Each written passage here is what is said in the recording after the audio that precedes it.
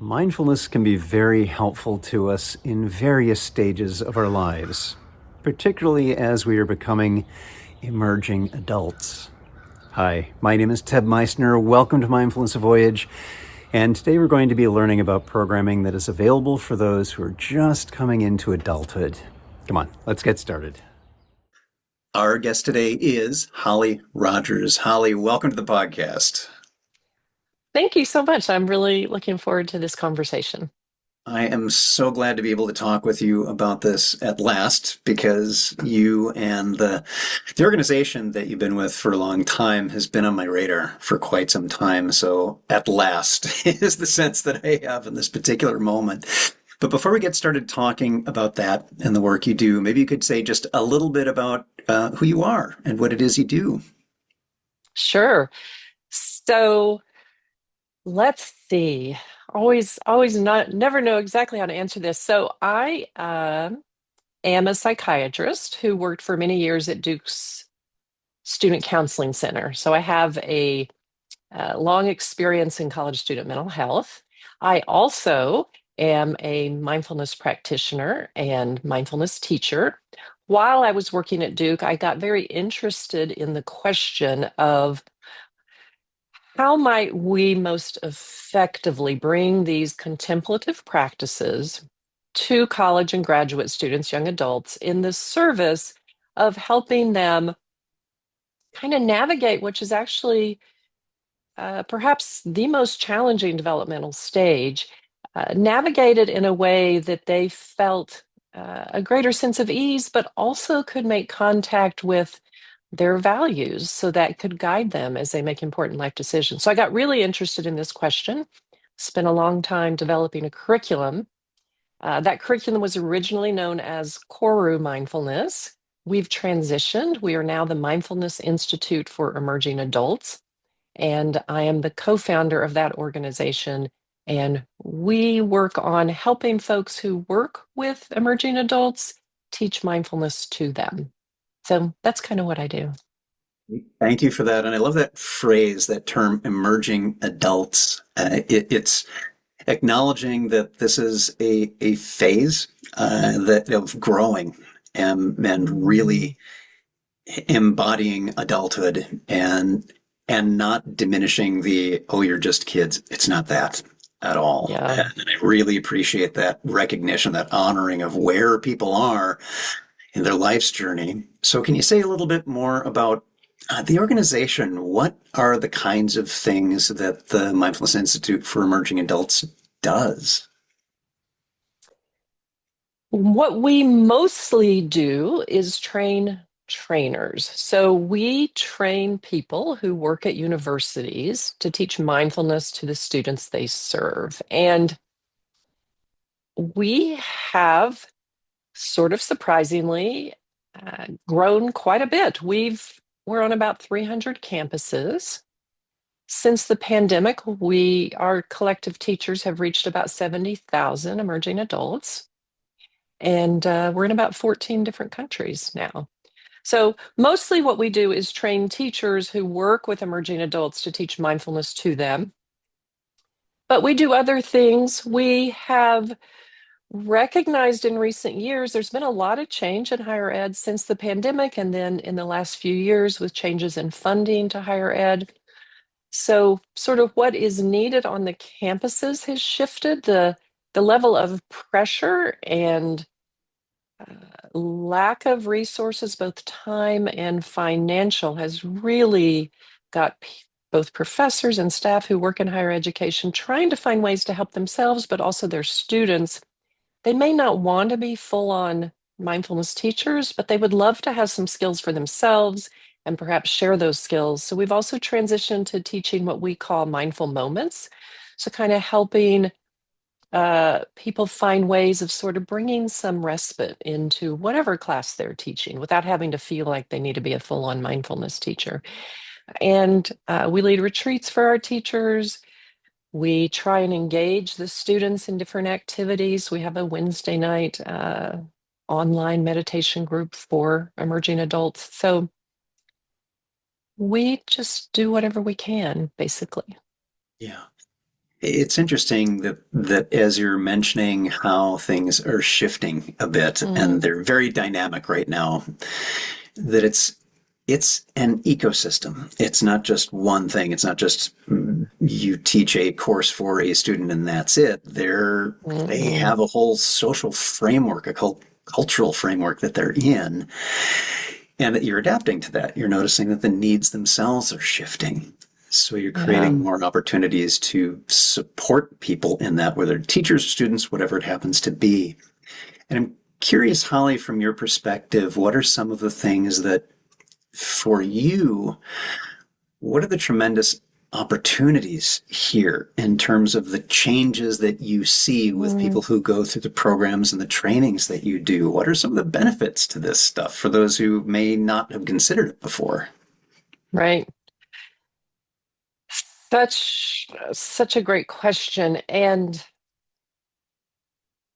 as you know, Ted, it's just a vast array of potential benefits. So, our teachers who themselves, 85% of them work on college campuses, and they may be professors or they may be wellness specialists or they may work in the library. They could be coaches, like anywhere that interfaces. And um, one thing that they always say is that they came into teaching with the idea they were going to benefit their students, but then perhaps the biggest impact is on their own personal growth and their own selves and their own practice. And uh, as part of the certification process, they write essays, and it is so beautiful how over and over and over these new teachers are talking about this has changed my life. This has transformed me. And that may be the most valuable thing that has happened. So that's really lovely to see that with the teachers. With the students, we're really, you know, what we love is when they write on their evaluations, this class changed my life, right? And we do see that somewhat regularly. A lot of students are just like, hey, help me manage my stress, right? And I'm just looking for a way to feel less stressed out. One thing that I've really noticed, I started teaching mindfulness to college students in the early 2000s. So I've watched an entire generation of young people and this shift. So I started out with millennials. Now I'm teaching Gen Z. The amount of time pressure that our current emerging adults feel is, I would say, an order of magnitude beyond what the millennials were feeling. And we could talk about that. I have lots of theories about that. But as a result, that time pressure creates so much unease and discomfort and inability to like calm your nervous system and just be present with this experience of being a young person. So, if we can just get people to kind of breathe, create a little space in their life so that they can feel a sense of calm and ease and connection, that's fabulous. And we love it when we see that. Uh, Also, though, like this is a time of life where you're making your big life decisions, right? Like, what career am I going to pursue? What education am I going to pursue? What am I going to, what sort of romantic life do I want for myself? In this stage of life, people move where they live more than any other stage of life. They have more jobs than at any other time of life. They have more romantic partners than any other time of life. I mean, like the big things. So they're having to constantly make decisions. And they also are constantly being bombarded by like social media and what their peers think. And there's all this external information about what you should be doing. And what's so important and valuable is to help them like, let me get to know myself a little bit. Let me figure out, well, what is true for me? And as you know, Ted, the way we discover that is we sit in quiet contemplation, right? And we just sort of let the judgments and the assumptions kind of recede and like, what is true for me? So I'm really interested in creating a space for that for young people to like, what is true for me? Like, what an important question. Uh, and how do I get familiar with that? And how do I start to develop a sense of ease with that? right? Yeah. And yeah, as you know, Ted, that naturally emerges if you engage with these practices, right? It you just have to we have to create a container to allow people to move into that space because there's so much else going on. So we're just trying to create a container for that. And you bring up an excellent point, Holly, around how there is so much else going on that the Mm, distractions that exist, drawing our attention away from just being present. And the values of yeah. that can be very destabilizing. And that we're seeing much increased levels of burnout, for example. I know that's something the Institute works on, and I teach around that as well. Hmm. Is how do we address not just I feel better about all of the things that are systemically problematic, but how do I see those, recognize them, and change those conditions instead of just Mm, always having to be a stronger canary in a still toxic coal mine. right. So these things are changing over time, and I'm curious from your perspective what you've seen as some of the challenges in bringing mindfulness programming to emerging adults. What are some of the Mm, things that you may find some resistance to, or other difficulties just bringing it into their daily life? What are some things you're seeing? yeah. Ted, one thing that uh, is so striking to me. So when we started developing our curriculum for college students back in the early 2000s, it became really clear that they felt time pressure and the idea, for example, that they were going to sit and practice for 30 or 45 minutes a day, that just wasn't happening. Like they were not. I tried that. They weren't going to do that. So we got really interested in, well, what is kind of the lowest effective dose?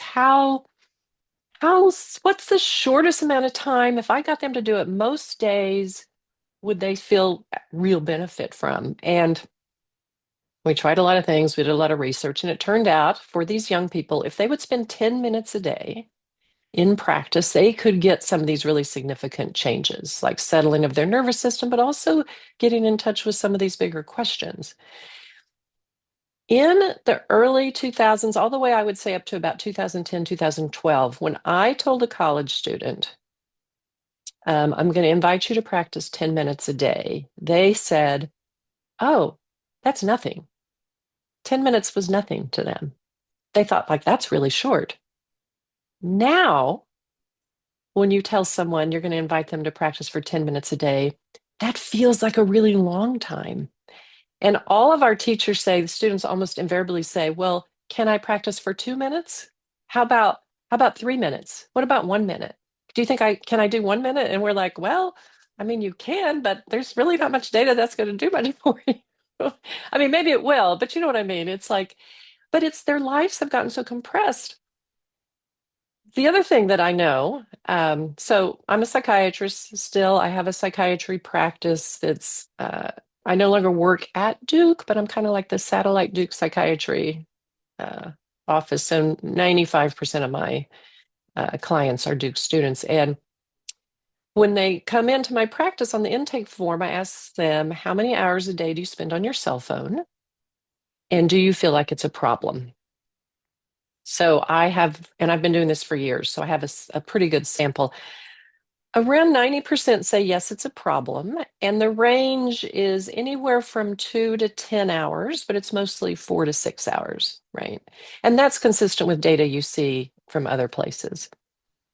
So, I'm thinking, so these are Duke students. They are very busy. They have to do all the things that Duke students have been always having to do, but they have 4 to 6 hours a day less available to them to do all the things that are needed to be a student because that chunk of time has been taken away now from them. And I'm like, wow, no wonder 10 minutes. Like, you don't feel like you can give this practice 10 minutes, you know? And they recognize it's a problem. And they also feel pretty helpless to shift it in any way. So that, I've kind of lost track of your question, but that is kind of what I feel like is at the core of the challenge for all of us, but particularly young adults right now, is how do I create space? People, we've just been adding more and more and more to the things that we do. And now with technology, it's more and more and more and more.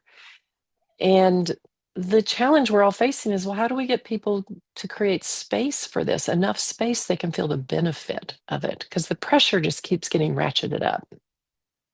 Yeah. I think that is beautifully said because it's focusing on how the attention economy that we're in right now, and in particular with some of the work around artificial intelligence.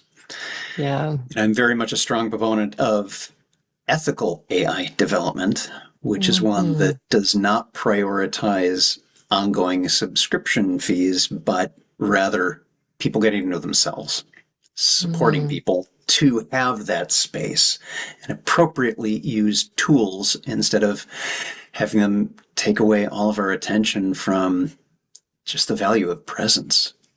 Hmm. So I'd like to ask Holly, maybe one final question on this is what are some things that you would like to see as shifts in the next couple of years around how emerging adults relate to their own lives? And Hmm. maybe things that you already have in mind and have been working on all along, but where would you like to see some big shifts happening? One shift I would really like to see, and I think um, I I think there's been this trend towards increasing loneliness and isolation. I think it started during the pandemic when everybody moved online, and then there's all these different factors I think that have contributed to it. But one thing I see so much is isolation and loneliness. We know that these contemplative practices are best learned in community, right? Like in theory, you could get an app and you could by yourself develop a pretty extensive mindfulness practice. That doesn't happen. Like you need a community, you need peers, you need a sangha, you need a teacher, you need a guide. So, what I would like to see is increasing opportunities for people to recognize and then lean in and start learning together the value of presence and connection and community and support and weaving that in to all the different ways they're going through their day, whether they are working or they're at school or with their family, but like the value of kind, present attention and community, like that's and kind of like shifting the culture in that direction of like honoring the value of that. Now, maybe that's a pie in the sky sort of dream, but you did ask what I wanted to see. So, uh, yeah, I think it's so critical that we don't lose uh, our sense of the importance of human connection and also our awareness of common humanity. How because I think until we spend time together, we lose sight of the fact that you and I are just the same. We may be different, and we're also just the same. And it's easy to miss that if you're not like in community and you're not hearing people share and understanding our life experiences. So yeah, that's what I think about. Yeah, and I don't think it's pie in the sky. Pies are welcome whether they're in the sky or right before us. And I think what you're saying is this is one of the opportunities that's right here, right now. Yeah. And there is research around how connection as a broad Mm. theme is one of the main ways to combat things like burnout Yep. is having that support structure and not just a support structure when you're in need, but even when you're doing okay, being interconnected makes a difference, Mhm. even for those of us who may be quite painfully introverted, which I am, for example, can speak to that. Is like, no, I still need connection of some kind, and having that support of others who are in my peer group, whatever that happens to be, Right. is an incredible opportunity for help and support and stability. Yeah. Okay. Well, for those of you who are watching or listening, however you're finding this on whatever channel you're using, I will have links where links can be found. And I want to thank our guest, Holly Rogers. Thank you so much for being here. Thanks, Ted. It was fun. I appreciate having this conversation. Thanks so much for listening. If you would, please tap that subscribe button if you enjoyed this episode. It helps other people to find this podcast as well. And remember, every moment you have a choice. Make it the best you can. And I'll see you again soon on Mindfulness Voyage.